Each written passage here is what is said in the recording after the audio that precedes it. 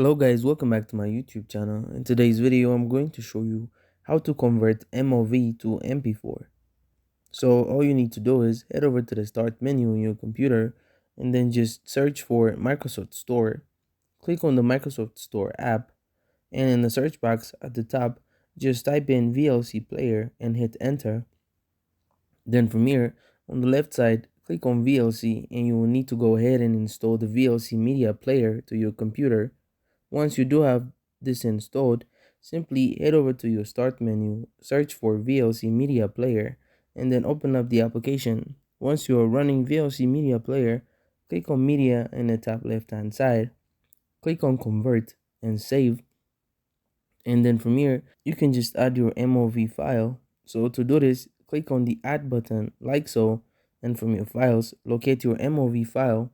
Mine's this one here, so I'm going to double click on this. Once you have added your file to convert, click on Convert and Save. Come over to the profile, drop down, and make sure you have this H.2641 selected. It should say MP4 in brackets. So once you have clicked that, then head over to the settings icon next to it. Come over to the audio codec and make sure you select keep original audio track.